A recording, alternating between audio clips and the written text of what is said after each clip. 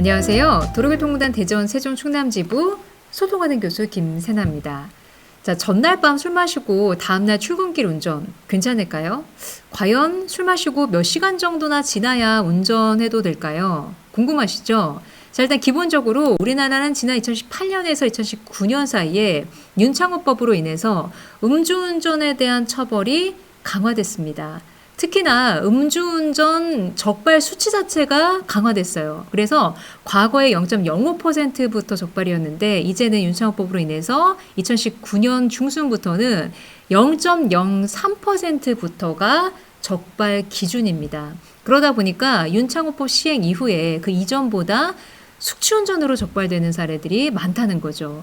저희 교육생들도 사례가 많습니다. 이분 사례 한번 볼까요? 음주를 많이 하지 않은 것 같아서 한 4시간 정도 주무셨대요. 그리고 숙취도 어느 정도 괜찮으려니 생각 끝에 운전석에 앉았는데 결국 고속도로 가드레일을 충돌하게 되었고 사고 처리 과정에서 취소 처분이 된 사례였습니다. 이분뿐만이 아니에요.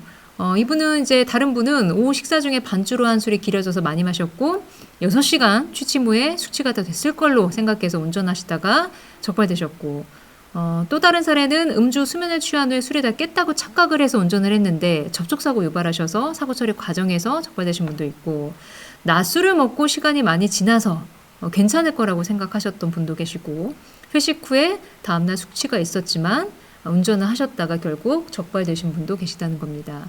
자, 기본적으로 숙취운전이든 술 먹고 직후에 한 음주운전이든 다 똑같이 처벌됩니다. 규정은 똑같습니다. 안타까운 사고 사례를 하나 보여드릴 건데 한문철 TV에 올라왔던 사례입니다. 이분 같은 경우는 요 검정색 승용차가 이제 운전자예요.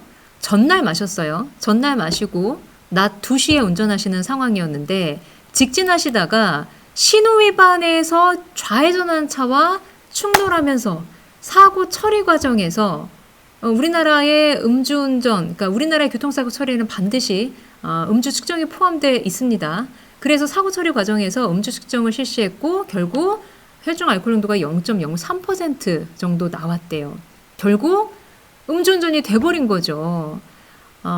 이 사고의 과실은 100% 다 신호 위반한 차에 있었음에도 불구하고 결국 음주운전은 적발돼서 이분의 최종적인 결론은 벌금 1,000만 원 받으셨고요. 일단 기본적으로 이전에 음주운전으로 처벌받은 이력이 있으셨는데 이날은 당연히 숙취가 해소됐을 거라고 생각하고 낮 2시였으니까 아무런 이제 생각이 없으셨던 거죠. 술균이 전혀 없었던 거고 그래서 운전하시다가 사고가 났고 상대방의 잘못에 의해서 벌금 1,000만 원에 그리고 이분 같은 경우는 직업군인이셨거든요. 결국 직업까지 잃어버리게 됐습니다. 자, 음주운전은 내가 단 한 번도 생각해 본 적이 없는 정말 내가 예측하지 못했던 길로 엉뚱한 방향으로 내 삶을 이끌어버리는 것이 바로 음주운전의 결말일 때가 많은데 숙취운전도 마찬가지라는 거죠. 처벌 기준이 다 똑같아요. 그냥 음주운전으로 처벌이 되는 겁니다. 근데 숙취운전에 대해서 많은 분들이 심각하게 생각하지 않으세요. 잘 모르세요. 그러나 강조해 드렸듯이 윤창호법으로 인해서 혈중 알코올 농도 적발 수치가 과거 0.05에서 0.03%로 강화됐기 때문에 숙취운전으로도 적발된 사례가 많다는 겁니다. 자, 음주운전 처벌 규정 여기 그 0.03%에서 가장 낮은 것만 제가 형사처벌 한번 볼게요.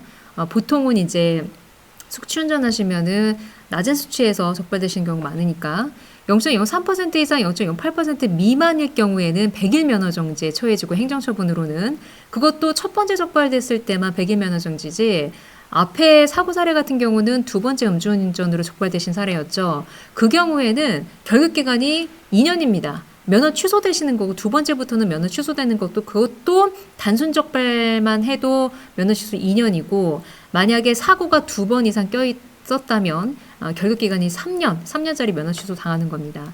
여하튼 첫 번째 적발됐을 때만 면허정지 100일이고 자 형사처벌 보면 요 0.03% 이상 0.08% 미만일 때 1년 이하의 징역 또는 500만 원 이하의 벌금형에 처해집니다. 우리나라 도로교통법 중에 가장 엄하게 처벌하고 있는 것 중에 하나가 바로 음주운전이라는 거 꼭 기억하셨으면 좋겠고요. 그리고 숙취운전도 절대적으로 가볍게 생각하시면 안 된다는 거를 좀 말씀드리고 싶습니다. 자, 그렇다면 과연 몇 시간이 지나고 나서 운전해야 되냐? 혈중 알코올 농도 분해 시간을 보여주는 그래프인데요. 자, 우리나라의 혈중 알코올 농도 그 적발 수치가 과거 0.05에서 0.03으로 강화됐죠. 그래서 제가 빨간색 지금 점선을 좀 그어놨어요. 확인하기 쉬우시라고. 이게 한 잔째, 두 잔째, 세 잔째, 네 잔째거든요. 자, 기본적으로 모든 몇 잔을 마시든 무조건 혈중 알코올 농도가 1시간 동안은 치솟습니다. 상승기를 겪어요. 몸에 쭉 흡수되는 시간이 있기 때문에. 그래서 1시간은 무조건 플러스를 하셔야 되고요. 그리고 보시면 4잔 마셨을 때로 한번 볼게요. 0.03% 아래로 내려오기 위해서는 무려 5시간이 소요가 됐습니다. 결국 기본적으로 한 잔당 1시간씩 계산하시면 되는데 플러스 1시간 하셔야 돼요. 상승기는 무조건 겪는다고 했으니까 1시간은 무조건 플러스로 가져가시고 한 잔당 1시간 정도씩 평균적으로 이렇게 분해된다고 생각하시면 되는데 이것도 평균치지 사람의 체형이나 아니면은 신체 조건 또는 알코올 분해 속도에 따라서 다 다릅니다.